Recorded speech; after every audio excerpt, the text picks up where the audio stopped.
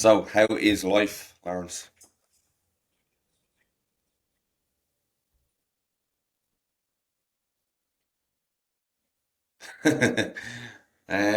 Yeah, so today is like the main day where we're going to be moving everything out of the apartment. So, this is the last time I'll be recording in this lovely echoey room. I'm hoping that like the next place to go into doesn't have as much of an echo because it's so off-putting because like it puts me off from like doing stuff in this office.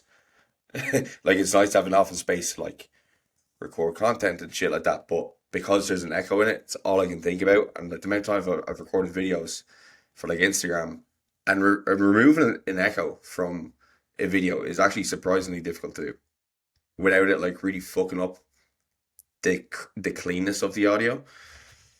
So yeah, it's gonna be a manic day. But look, it is what it is. It'll be when it's out of the way, it'll be done, and then I'll be in Spain. I Be know, able to yeah. enjoy some nice sun. So what's the plan? Are you moving all of your shit straight to Spain, or are you coming, bring it all back to Dublin, and then go to Spain? I'll have my life in two suitcases, a carry on, and a backpack. That's it. That's everything. Because like most stuff here, we're gonna donate, and then after that, I'm gonna be bringing home mainly clothes, my training equipment, and like obviously laptop, that kind of shit.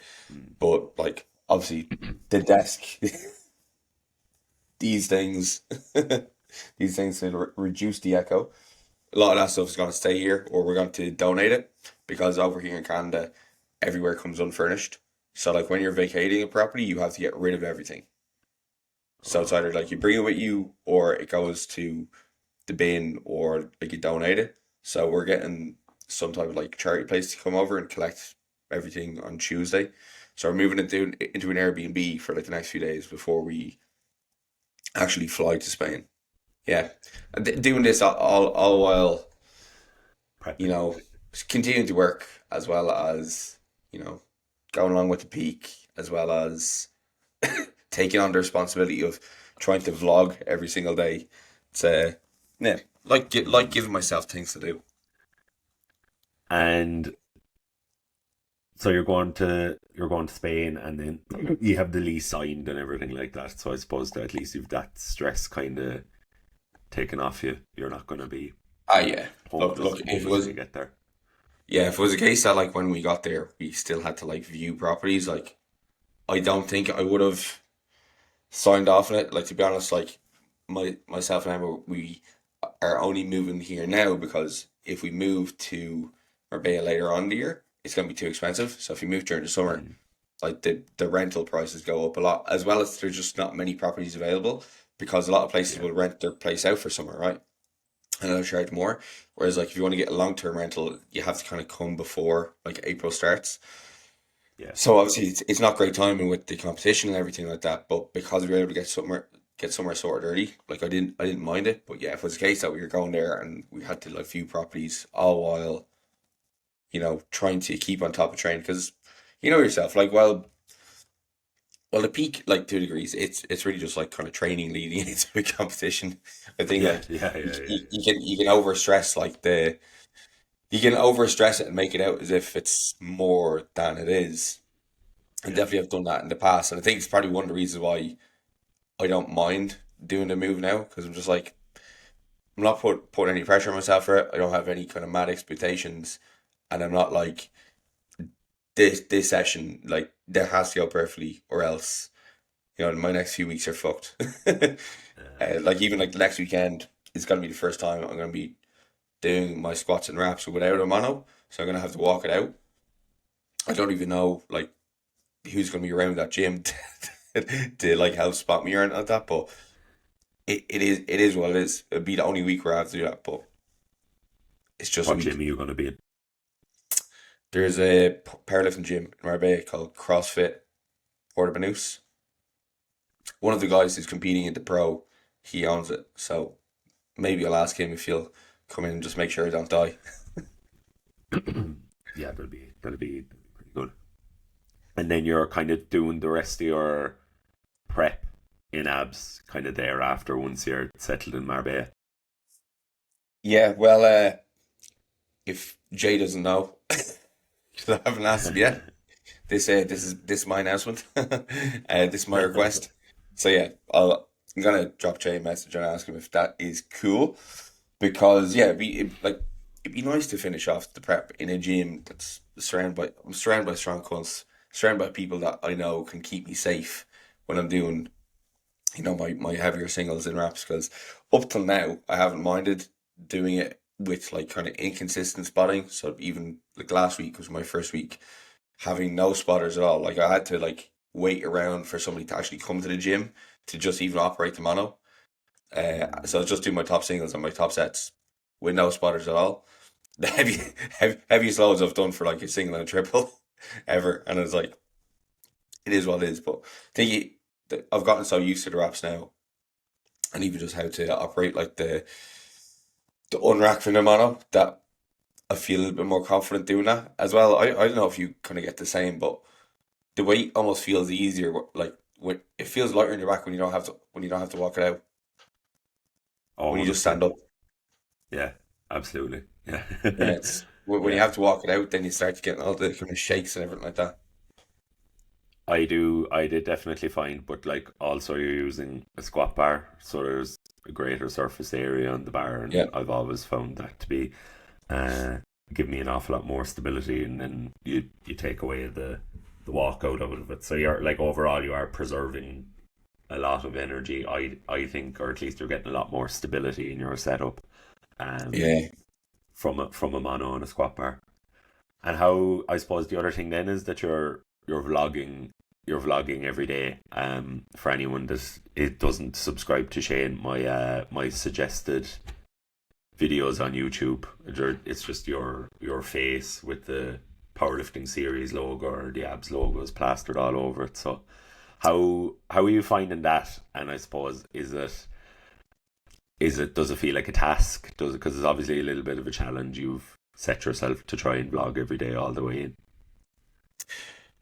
yeah. It's an interesting one because I think it would be a lot more pressure if it was like if I was trying to come up with like different topics to talk about every day. But like anytime I watch somebody who has done a daily vlog like that, it's literally just been like them vlogging their day. Like obviously if they've insightful stuff to share or there's interesting stuff happening, they'll show that. But I suppose one of the points, one of the reasons why I want to kind of vlog it as such is it's going to get some of the shitter moments of the next few weeks as well as like the good moments, which I suppose when you watch something on YouTube as well, one thing you're trying to create with a viewer is like some kind of like a relatability as well. And I think sometimes if you watch people who they are only vlogging their good moments or they are only, sharing like the high times, it's very difficult to kind of relate to them fully. So I suppose that's one of the reasons why I am doing it as well. As well as just it'd be nice to kind of look back on. And a side goal for myself is even with this podcast and anytime I record YouTube is just to improve my like my public speaking skills, because it is a skill and it's so transferable to the likes of using Instagram to like record reels. Down the line, I wouldn't mind doing things like seminars, kind of more kind of public speaking. And it is a skill that like you have to practice over and over again. Like you can't like read a book on public speaking. You have to like put yourself out there and force yourself to overcome the hurdle of like the ums, the ahs, the kind of filler words, and not being afraid to also kind of make mistakes. I suppose the first few videos I would have made on YouTube was all about the amount of times I press record and like stop. I was like, I have to do that again. And like you're just kind of waiting for things to be perfect. And like 30 minutes could pass by and you've recorded nothing, but you've just said the first sentence, the first two or three sentences over and over again, hoping that'll be perfect. And then you kind of lose the kind of spark, right? Because like there's only so much like authenticity that you can get in like a segment straight away. But then if you just repeat it, it's just like you lose your enthusiasm to do it. So yeah, that's kind of like a side goal as well with it. I found when I started doing in person lectures. So like we were like when I started the PhD, or we had to teach, and you don't realize how unengaging or boring you are until you stand up in front of a pack of fucking hungover 17, 18, 19 year olds, and you're trying to talk about some abstract part of physiology or pathophysiology or exercise physiology, and they're gone. And even like, you're probably lucky when someone's looking at your reel or listening to a podcast that they've actively chose to press a button or they've chosen to come onto your page. Whereas realistically, an awful lot of the students that are sitting in front of you in the class are probably there because their mum or dads thought it would be good for them to go to college, or they wanted to go drinking for a couple of years and come out with a degree by the end of it. Yeah. So I definitely get what you mean by the public speaking thing, because I suppose on the other end of it, I think a lot of people don't actively think of what they're trying to say when they're talking. There's kind of like a rush to get words out. People are nearly afraid to pause and think Yeah. about what direction they're trying to go in when they're speaking, because like it to me it's very apparent when someone is just like babbling, word vomiting, and uh there's no kind of structure. They're just throwing fucking shit at the wall, like, and just hoping it makes sense. Mm. Yeah, and like the more I listen to other people's podcasts or watch other people's videos, the more okay I am with speaking a little bit slower, or you know, stumbling on words, because it's natural. Like if you listen to like Yeah, Chris Williamson's podcast, or anything like that, like he does throw in like the ums and ahs and stuff like that. It's normal for people to be thinking when they're speaking, But yeah, again, as you said there, like when you end up just spewing words out, and like I've done it like a good few times when you're just trying to get a point across, but you haven't actually kind of thought the point through, and you just get lost. You're like, where was I again? So yeah, that's one thing, and as well as like you know, especially like both of us, right? We work as coaches, and like, what's the difference between us and another powerlifting coach?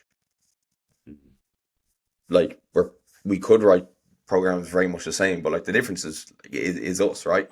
So like if we're not able to convey, your personality and stuff like that, and you're just like an automaton, just giving out, this is how to program in your like primary squat day or whatever like that.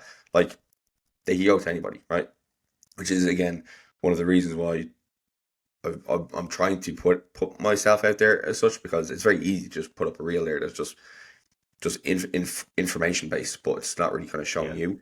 Like I started working with a business mentor recently, and that's like one of the yeah, things that she was like just like telling me to do is just like you need to see you more, right? Because like ultimately, if you're not putting yourself out there, who's there to buy? And it's exactly what Paul talked about in our last podcast. It's like if people cannot see who you are, and it's just carousels in your page, or just like those small reels with text over it, like who is it that people are buying from, or is it just something they can Google and get the information from there? yeah. No, that makes sense. But is the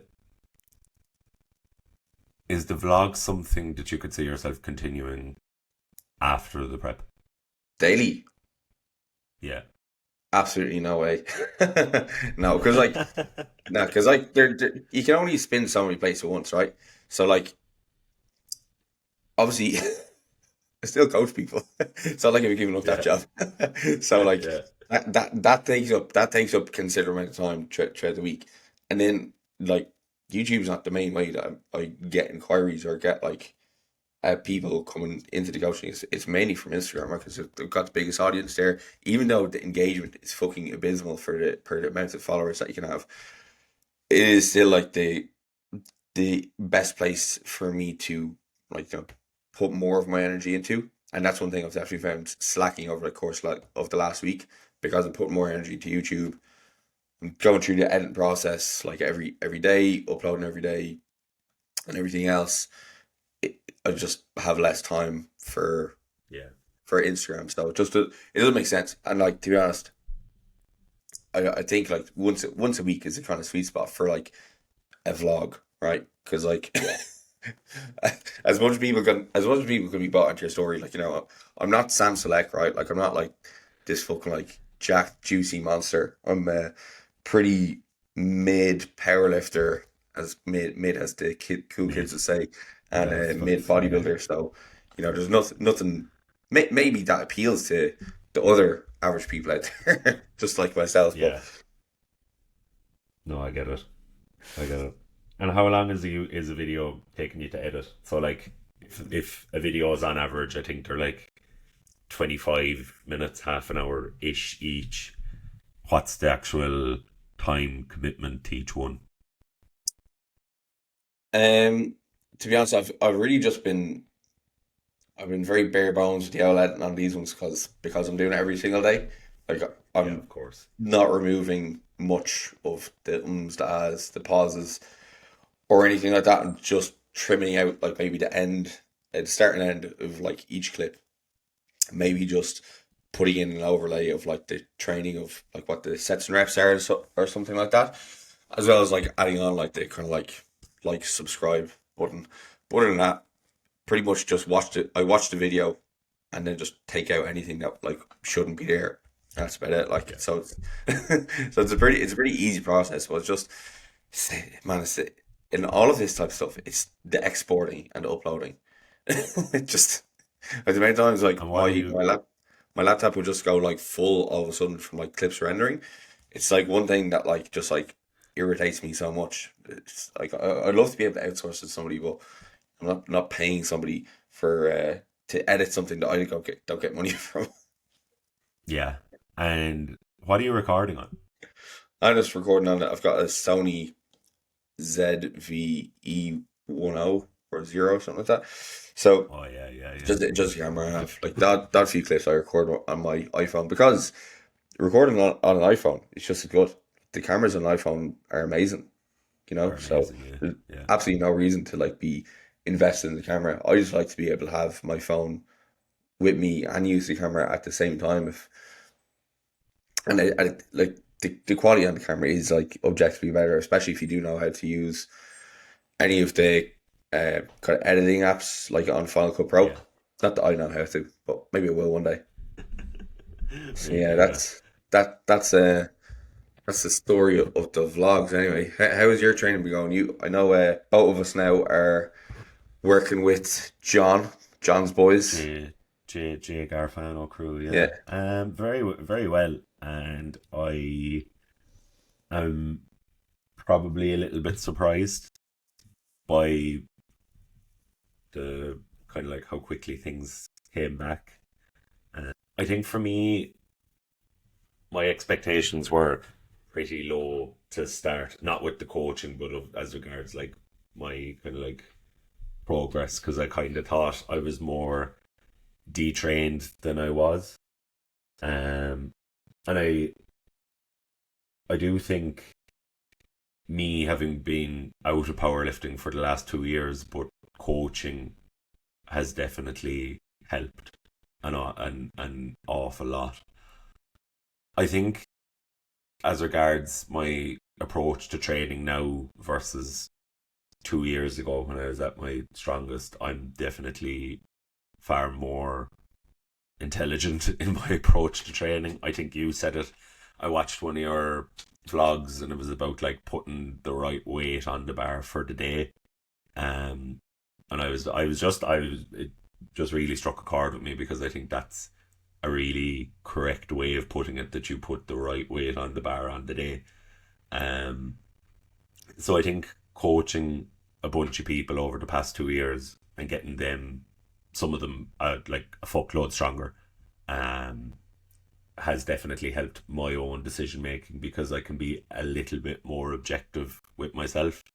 Where Mm. like you can kind of be like, oh, I don't know, I'll put 200 on the bar, and you can be like, go 192 and a half. Don't be fucking dumbass. Like you don't like that extra that extra 7.5 kilos. It sounds almost arbitrary because as a relative percentage, it's like what fucking 3% additional load or even potentially less. But if you're looking to make progress on a macro scale, and if you're adding 2.5 kilos to your competition lifts, let's say you have like sets of six, and you add 2.5 over 12 weeks, like you've made a massive increase in performance, and that's on the really conservative end of loading. So so I was pretty surprised. I was pretty surprised by that like the progress I made in a pretty short time.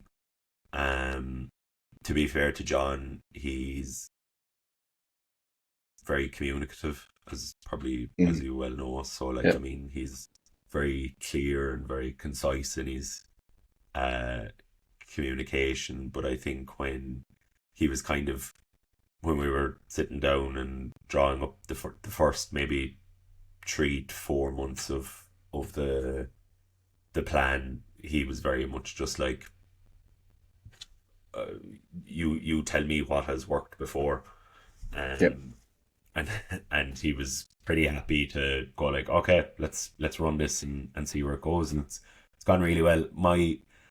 Uh my technique on some of the lifts, all right. I'm just looking at it, and it's like my body just doesn't know where it is in space and time. Like I'm setting myself up on a squat, um, and from week 1 to week 4, just every week I can just feel my elbow positioning getting a little bit nicer. Mm. Can keep that a little bit more stacked underneath the bar. I can feel my lats a lot more on a deadlift. I can feel tension, like small things that, like, when I was at my strongest, I don't know, is everyone else the same, or am I just, is this just me? But like, when you're at your strongest, there's a sensation you feel when your lifts go well, and certain things are like locked in, as the kids like to say. But um, like if I'm benching really really well, my whole, from like my traps all the way down to my lower back, just feels like really tight and Yeah. engaged. So yeah, Yeah. so I'm nearly chasing like a feeling in my training of like, oh yeah, this is how that used to feel, rather than trying to. So I had to come out of chasing that feeling of this is how it used to feel versus this is how I need to make this move, or this is how I need to make this look. Because as I was chasing the feeling, you're chasing the dragon, like. Yeah. I was listening to Table Talk. They recently, you know, the FTS podcast, and Jay Yeah, and Blakely was on it, and he was like yeah, talking about technique, and he said something that like made a lot of sense. It was like when you have those kind of feelings, like it's almost like somebody's helping you with the reps, like almost like you're getting like spotted or something like that, because the bar is yeah, just it's in the right place, and like the goal over time is to get it in the right place more often. And yeah, I definitely understand what you mean, because I think it's very normal for, like, obviously you're coming back from an injury, but it's very normal for, even as you are getting stronger and, like, you know, going through uh working through like different plateaus and stuff like that, technique is always something that you're kind of tinkering with to a degree, because yeah, your technique that like stood to you for like a 200 kilo squat is going to be, you might need to slightly refine it when you get up to like 250 over time, right? It might be something that you need to kind of change. But yeah, as you kind of figure out all these kind of different kind of body positions for yourself, you become a little bit more kind of aware of your body to space, as you mentioned there. Like, you know, bringing your elbows underneath the bar, kind of tightness of your lats, like foot pressure in the hole, like, you know, what that kind of drive out of the bottom position should feel like even like feeling your lats on your bench as you unearth the bar, and like kind of almost creating like, not creating a checklist in your head that's gonna like make you overthink it, but like you'll become a lot more in tune with these kind of slight nuances, like as you get stronger. I think I do think it's very fascinating, because like it's one thing that I've been paying more attention to over like the last few weeks, as I'm using like the likes of the wraps and the deadlift bar, and feeling those reps that like feel perfect, feel like I'm getting assistance on. And then I'm like, okay, what led me to that position? Yeah. And I suppose when, like you and the wraps and with the deadlift bar, there's a little bit more of a skill component. Like I was only saying this to like two or three of the lads in the gym the other day. Like powerlifting is not a skillful sport. We just try and we're just bad athletes that just can't move our bodies. I like any of the people I coach that have a background in like athletics, like did any sport to a reasonably high level. Like their technique I need to go through with them is minimal. Like it's very very very little. And like you said there, like there are nuances as regards technique where I don't know, like we obviously have to meet competition standards in our lifts, and as in general, most people's deadlifts will look the same, and you'll have like it's normally like to me deadlift technique is nearly normally distributed. You'll have outliers at the far end where it looks really bad, or else it's this this quaternary structure then as well. Like Yeah, good deadlift, bad technique, bad deadlift, bad technique, good deadlift, this kind of thing. yeah, Um, and the longer I'm kind of in powerlifting, I just think where like you would have said from that table talk podcast, it's about getting the bar in the right position, and like your leverages change across. To me, like most people's leverages change across time. Like from when I was here, I don't know, 2 years ago, I'm about 10 or 15 kilos lighter. Um, Probably have the same amount of muscle, but that's obviously going to impact my leverages. I wake up most mornings now at 108 kilos, whereas I was like 125 or 127. Like it's a considerable mm, amount of body weight to be down. So like you do kind of have to let go a little bit on that and just build for what feels right in the now. And I'm sure with you with the wraps, it's you are probably going to have to let go a little bit of how your sleeve squat felt when it was good, because you now all of a sudden have these uh, external bodies that are storing all this energy when you're coming down in the hole, and you want to make use of them. yeah. Yeah, it's actually funny because like during my deload week or my pivot week, John programmed a triple at an eight, which I thought was odd for a midweek pivot, but worked up to 235 for a triple, which actually felt quite good. So I was like, I was expecting my first time back in sleeves to feel terrible, but surprisingly not. But I was also knee pain free. I had like knee pain for like the last couple of weeks since probably since after Christmas, which I think was just from overdoing quad volume, and thankfully that's kind of dissipated. So I do feel like I have a lot more kind of snap coming out of the hole naturally enough, right? Because if you do have pain, always going to be a little bit more hesitant of going into those positions where the pain sensation is increased.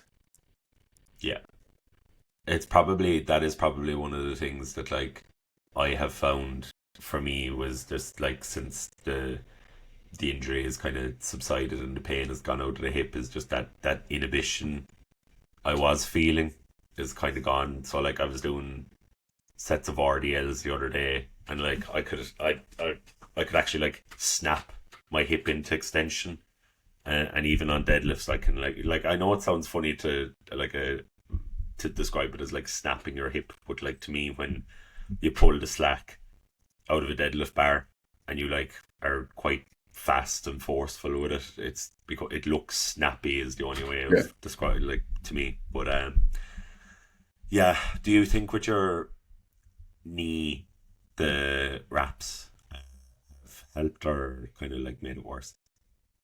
Oh, well, the knees are fine now. I don't know if the wraps made it any worse. I think it was just a case of reducing the amount of quad work I've been doing previously, because I continue doing reps at the usual intensity that was on the program.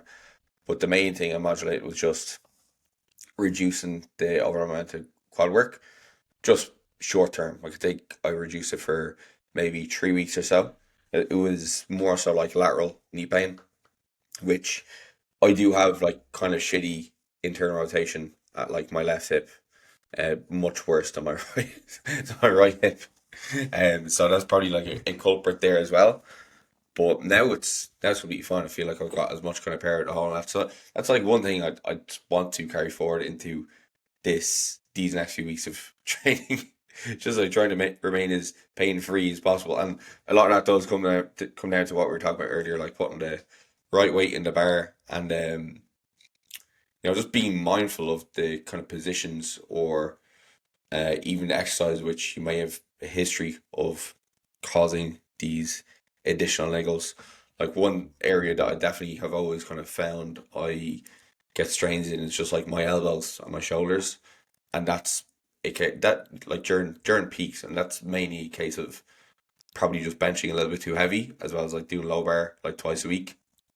So even like this week, I was meant to do uh my obvious day in reps, but then I was also meant to do like a 2 count poly squat low bar, but I just moved to the high bar because I was like, I haven't sent it to John yet. He'll be updated on our check in on Monday, but I just know that position. If I get into that twice a week and I'm benching 4 days a week, like my elbows and shoulders are not happy.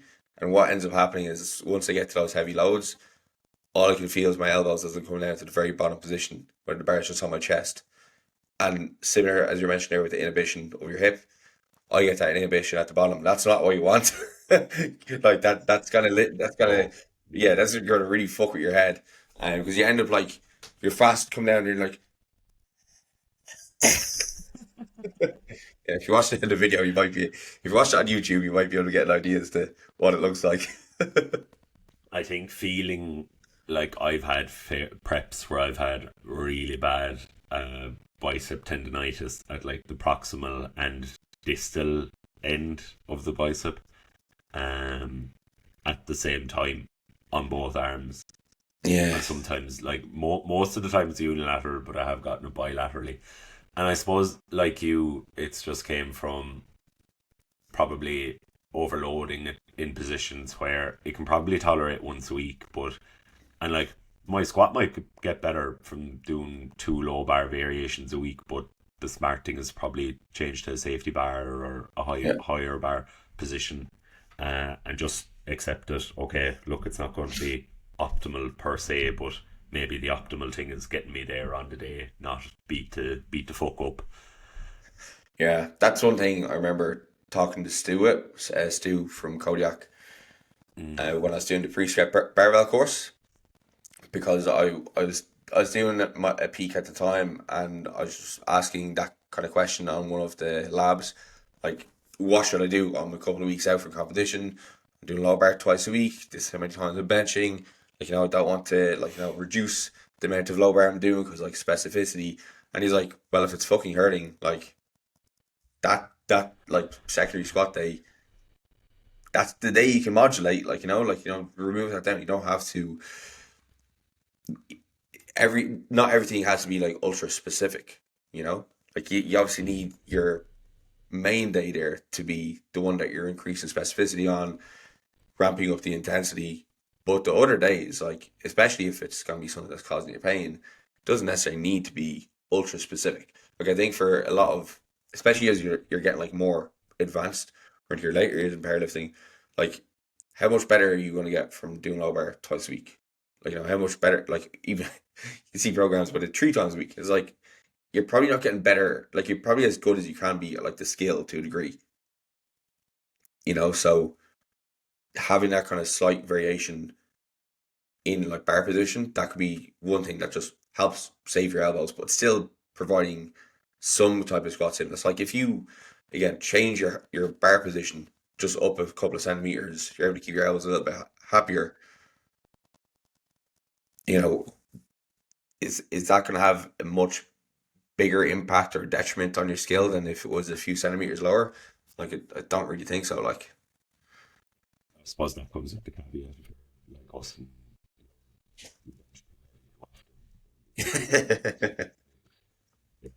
Um, I think with injuries coming into comps. I suppose that's kind of one of the things I'm quite excited for. Like, obviously, fucking touch wood, that like I can get a comp in pain free, because like even in the run up to the last comp I did in April 2022, like I was fucking riddled for that. I had the hip stress fracture, had like a torn pec, and I had like quad tendonitis as well. Like it was and bicep tendonitis.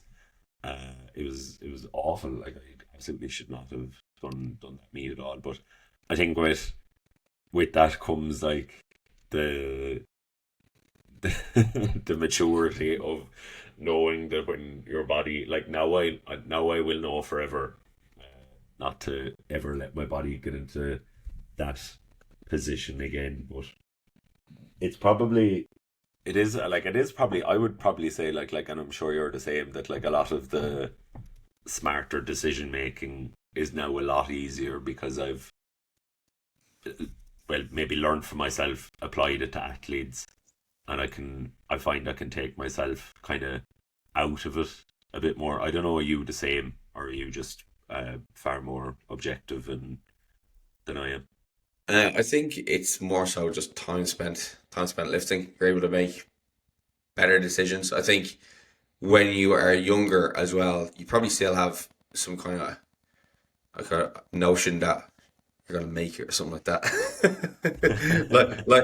Like Stu said in like the podcast we had on, like, I think when you're younger you have that kind of reckless mentality of like the next meet is the only one that matters, and that Yeah, you over set expectations, or you're like, yeah, like, I don't care if my body's broken, I'm gonna come in here, I'm gonna make this meet my bitch or whatever like that. And if you're falling to pieces, like at that point you don't really care. But then you get older and you're like, why am I doing this for this competition? Which, it's just like, there's nobody holding a gun to my head to do it. Like, I'm yeah. not fighting for like a world's medal here.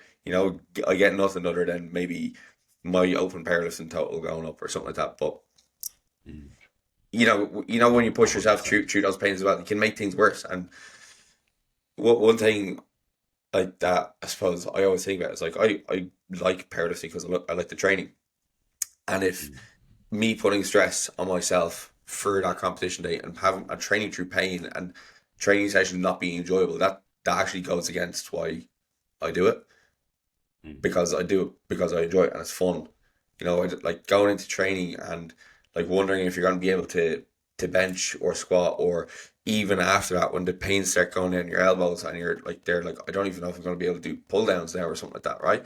Like, Yeah, and then outside of the gym, you're just like, you feel like your arms are just like shaking, like it's not necessary. So again, I do think it just comes with like maturity and yeah. time spent We lifting. agree. You Yeah, kind of know what's worth it and what's not. yeah. Is the juice worth the squeeze? Yeah,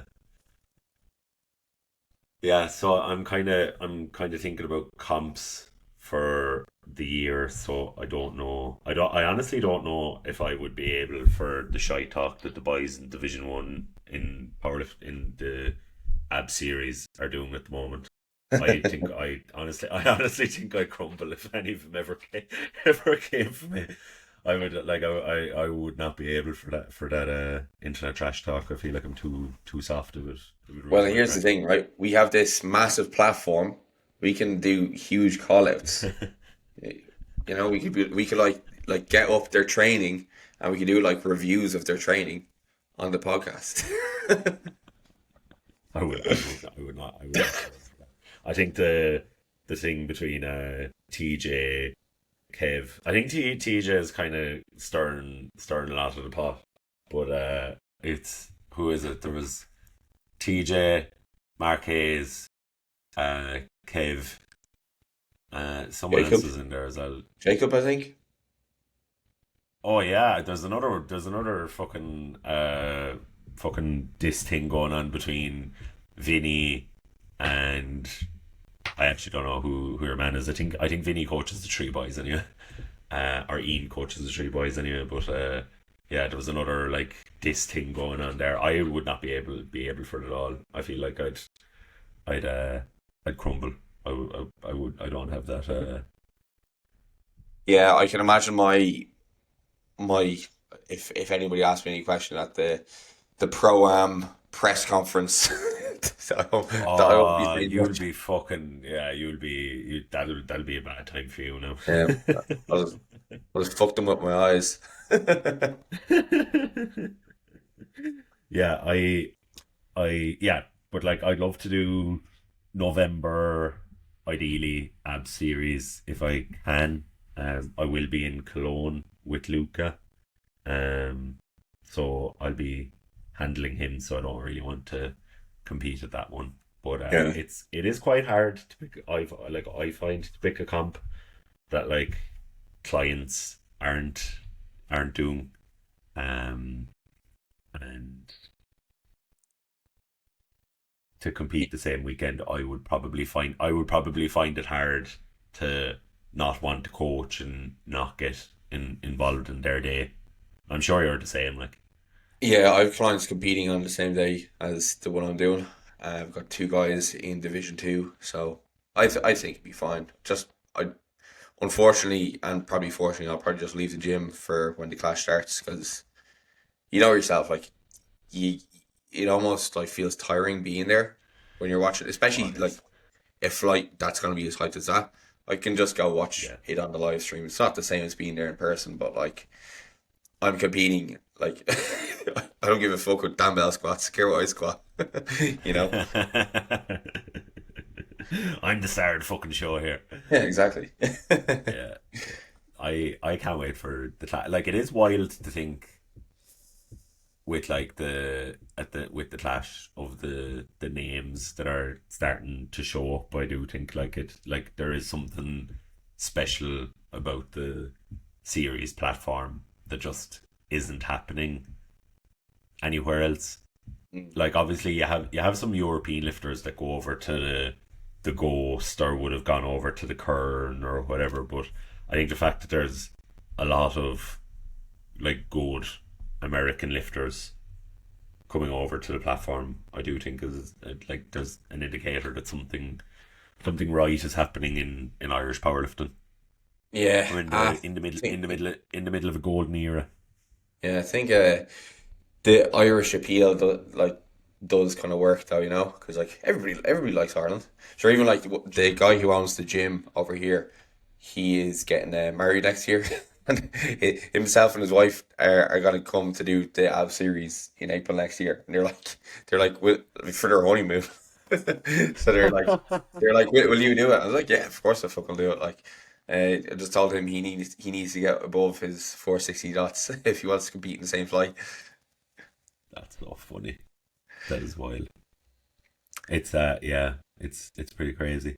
And what's your plan then after this comp? Are you kind of thinking uh would you go down IPF route, or are you gonna kind of stay building, go back to maybe a bit more of a building phase for bodybuilding? I have a decent amount of stuff on over the summer, so I probably won't compete until October potentially. I've got like stags going to Ibiza for the first time ever in Of August course, as yeah. well, so I can't fucking wait for that. So yeah, I've got a good bit on. I'm gonna do a diet after this competition's over. I can get myself a little bit leaner after pushing up to this heavy 100 kilos, and then yeah, try to get myself. I probably will do an IPF competition. Like I'd love if I don't know with the October competition, can I qualify for next year's nationals? Because I know that the cutoff point for competing at this year's nationals is 12 weeks beforehand. But I've got a friend getting married like the week before the nationals this year, so there's no point of me even Uh, bothering to try. yeah. So yeah, I'll probably do the October competition, see if I can qualify for the following year, and then that just give me a little bit like lots of time to prep and kind of do whatever before November the following year. And then I'll probably do like another abs competition like in April or something like that. Fuck Could you Article see yourself Article go? 14. Could you Yeah, see I can't yourself imagine going they're in gonna as them? flag little old me. Like, I'm not, I just want to be there. I just want to take part. What I do think is funny though is that with like Powerlifting America, that like Article 14 just did not apply to anyone. I think with I don't know if you've seen it. I can send it on to you there now. So the Northern Irish Powerlifting Federation put up a thing on Instagram, and it's kind of been doing the rounds, and it has proved fairly unpopular. So I'm just gonna whip it out because I don't want to get it wrong. Whip out the post. I mean, for anyone listening.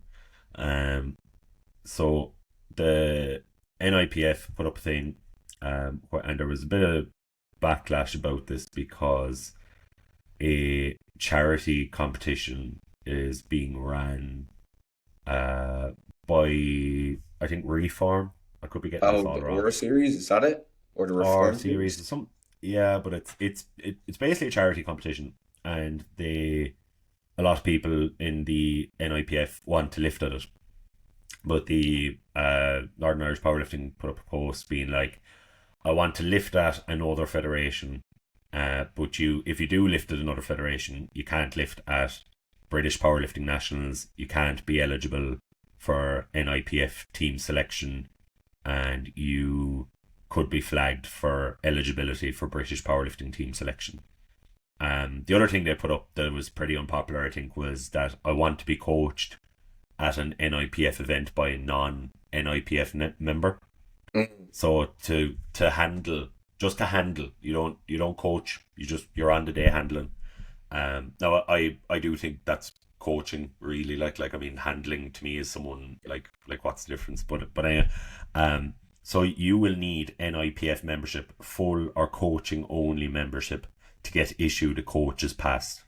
Only lifters and their coach who have been assigned a pass will have entry to the warm-up room or holding area or platform.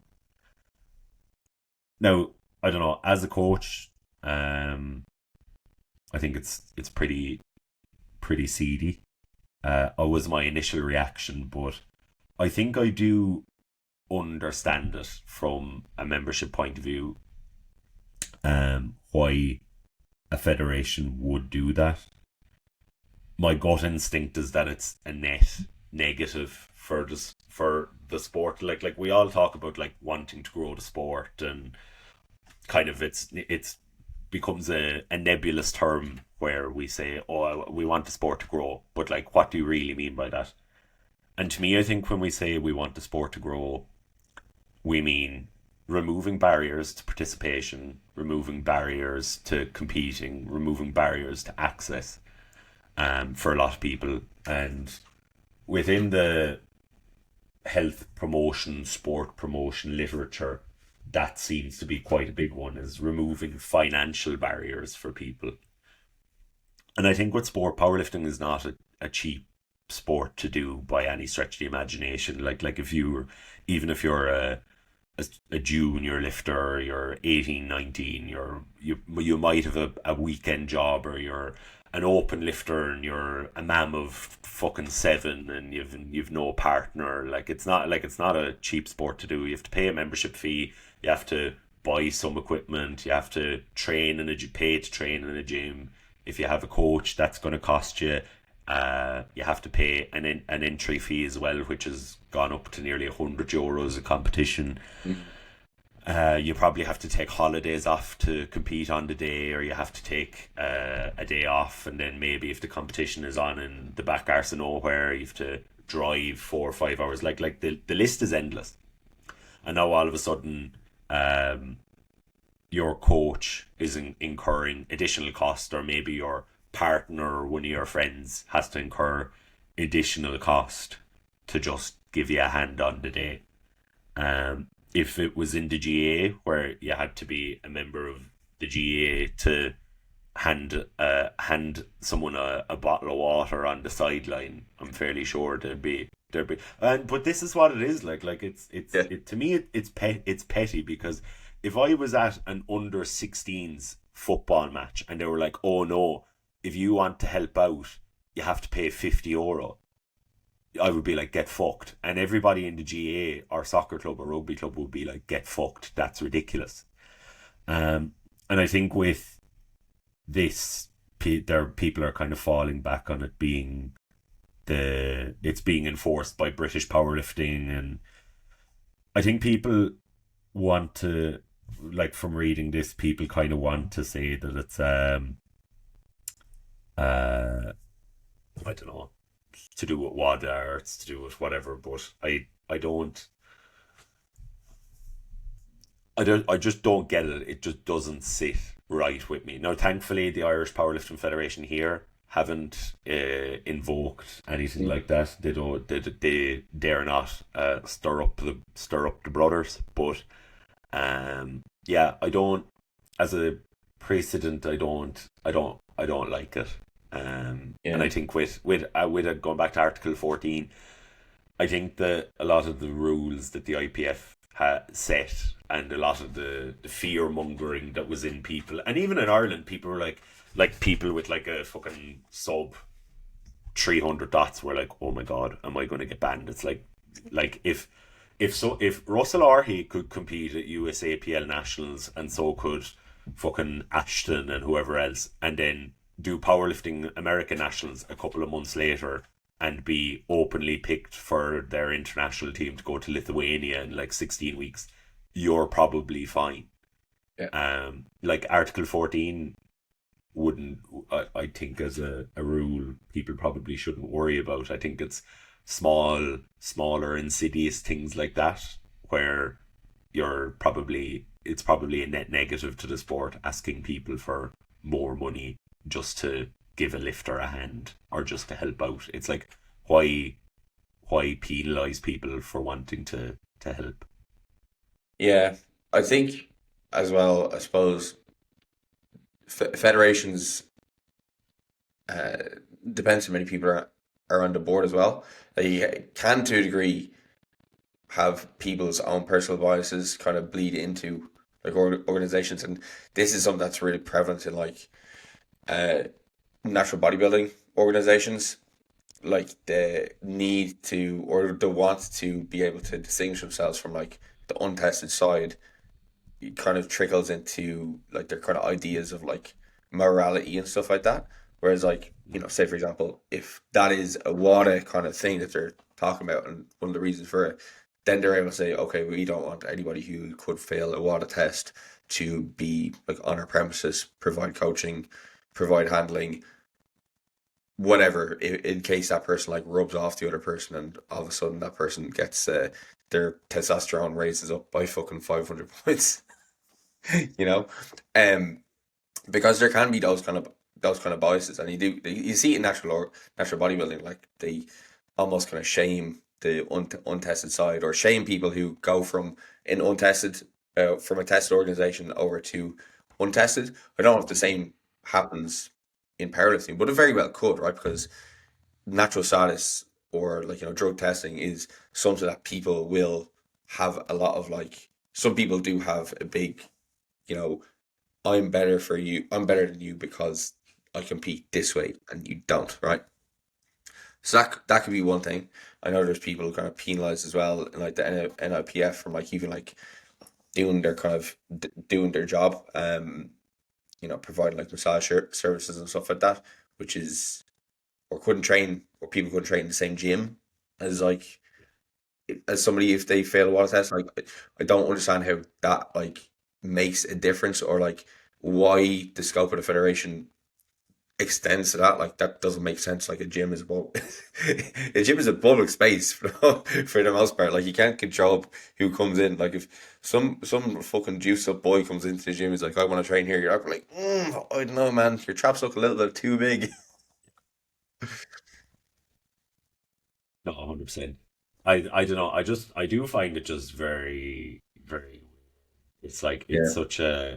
it's such a small, in like an embarrassingly small sport when you think about the scale of like soccer, rugby, GA, athletics, like that, like to put barrier, like, and like, again, I keep going back to these barriers, and what are the things that stop people competing? What are the things that make people drop out? What are the things Ooh, that like ooh, it's well like it yeah yeah, it is a lot of it is kind of like cost and time yeah, and effort, and I think like for it to seriously look at power or try to promote powerlifting, like if you picked someone up off the street and you told them the the startup cost of like just the basic startup cost of just a competition, where okay, I want to do a powerlifting competition, I need to go out and buy a singlet, which is give or take €100. You need to buy a membership fee, which is €60 or €70. You need to buy an entry ticket, which is another 70, 80, €90.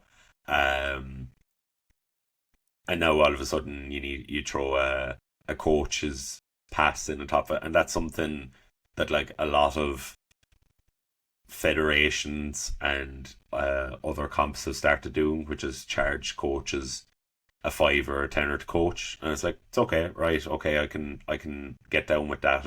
It's small enough. It keeps the warm up area a bit freer rather than it just being chaos. That's fine. I'm okay with that.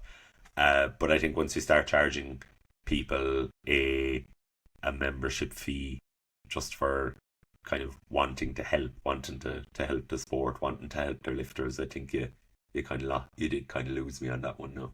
yeah. I suppose because the difference between, well, my idea of what the difference between a membership fee and just being able to buy that, like, one time for coach's fee is now you have to abide by the rules of Their that rules. Yeah. federation Yeah. and conduct yourself how they want you to conduct yourself outside of the competitions for this hobby that you enjoy. You know, Yeah. as It's you said there, yeah. like with the GAA, if like the person who came on at halftime to give you a fucking slice of orange had to pay a membership fee to do that, like It's that'd be some ridiculous. scene. Like it's bananas. And like where you kind of lose me is that, like you said it there earlier, where like the IPF as a body do come across as quite authoritarian, where and like I'll go back, and I suppose the NIPF are probably, not to uh bastardize the NIPF, but I suppose they're probably getting a lot of flack for some of the posts they put up as regards a masseuse being able to offer some services, and people couldn't go into the gym because this lifter had a WADA ban. And I think when you do venture into the personal lives of like, call a spade, like how many people are members of the NIPF, like it's probably below 1,000, I'm assuming. Um, it's like a big, like that would be a medium to big GA club across Mm. like a nation. It's not an awful lot of people. I think there you do kind of show a kind of a dirty controlling side to the sport. Um, and it's, I don't know, I don't really like it. And as well, But like yeah, sorry for uh, go on. as well, like there's only so many people in the powerlifting community as well.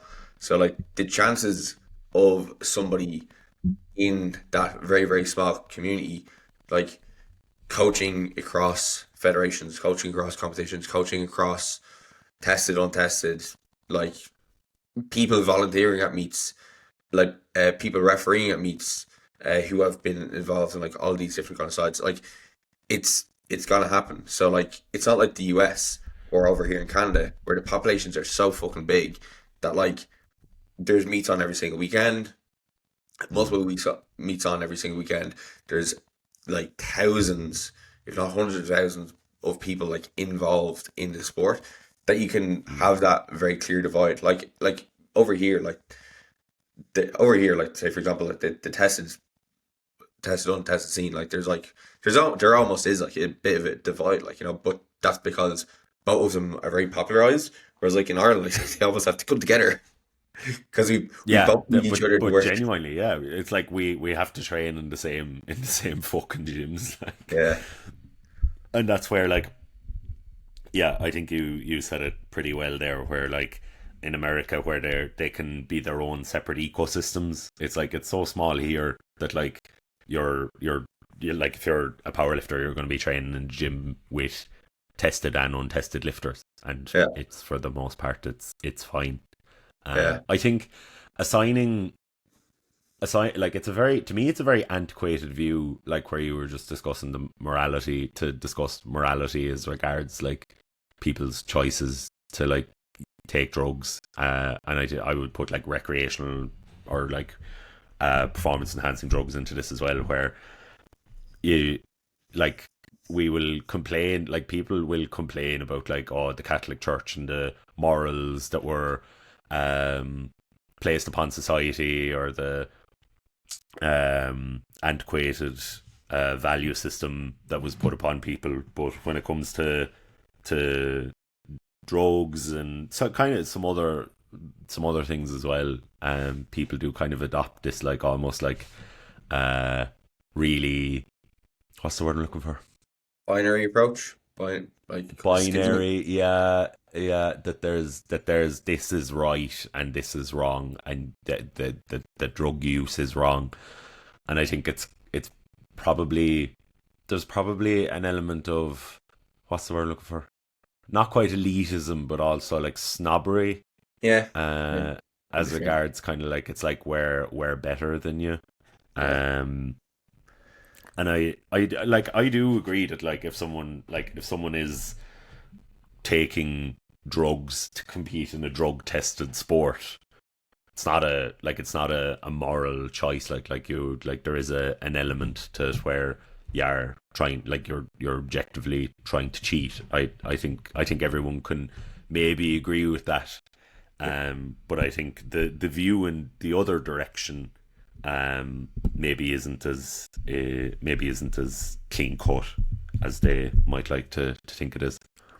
Yeah, it's funny because like in bodybuilding, it's almost like the opposite, or at least in like over in this part of the world, like Canada, the States, like it's almost just assumed that like if you do bodybuilding, you are going to be taking gear. Like, and it's there's no Yeah, yeah, taboo about it. There's no good bad. It's like just like this is like the obvious path. But then when it comes to powerlifting, it's like, why the fuck would you take gear? Or like yeah. oh, those fucking untested monkeys. There is like that kind of side of things, and yeah, it's interesting how it kind of parallels between the kind of two sports to a degree. Yeah, it is. It is an odd one. But yeah, no, I don't think for anyone sweating about Article 14 that it will hamper their ability to compete at nationals or anything like that for the foreseeable. Have you anything kind of your 30th was or is February. was Start of February. February? So yeah, we're gonna have a big tear up in abs to celebrate Shane's 30th. So it's an open invite. If anybody wants to bring booze down to the clash, Jay Farrant would be more than happy to come down, let you come down and watch, and celebrate with a couple of espresso martinis with Shane once he gets off the platform on the Sunday. Oh, it's on Saturday. Oh, well, Sunday, I suppose, is the final day. But I don't know. Is Depends the what they're going to be doing after. The you are lifting Saturday. Saturday evening. Yeah, Yeah, 6:30 is a fairly brutal start time. I'm not going to lie, but it's rough as fuck. yeah, Have you been self rapping? yeah, yeah. I made a bit of a blunder there last week when I was wrapping myself. Though I didn't quite tension my quad enough, or like point my toe towards me. So like Uh, just for my gastroc is killing me. It's yeah, actually such a unique feeling. So like yeah, that's lesson learned there. So I have to be mindful of that. It feels so wrong when it's like I'm sure you've had it happen to yourself before, have you? no. I was coaching a girl and she got wrapped by someone else um in the gym, and like obviously it was one of her first times in raps, or her first blocks in raps, so like she can be excused from not knowing, but her calf, and it's one of the things I always say to people in raps is like, like it's very easy to rap. To do good rap, I think it's pretty straightforward once you have enough tension on the rap. But it's very easy to do a bad rap. But her, like, if you think about the position of the calf in the rap, your calf is like, if you do what you do and you don't like fully extend your knee and pull your toe back, Yeah. your calf is gonna get caught, and she tore her calf, unfortunately. Um, no, it wasn't a major tear, but I have heard of it happening to a good few people that have either rap. You can rap too low then as well, and that can just catch the belly of the gastroc and give it a nice old rupture. Yeah, yeah, I've had to be mindful of that now on Sunday when I'm repping myself again. But look, you live and you learn. I got way lucky this time. Yeah, for now. Um, Anyway, yeah, that was a good catch up. yeah, Um, I am absolutely bursting for a piss. So, Go on, we'll wrap up. right, if you did enjoy the podcast, do make sure to leave us a rating and review on the podcast platform you're listening on. And yeah, that's pretty much it. Follow us about on the kind of social medias. If you're looking for coaching, of course, get onto either of us, and we'll catch you in the next one.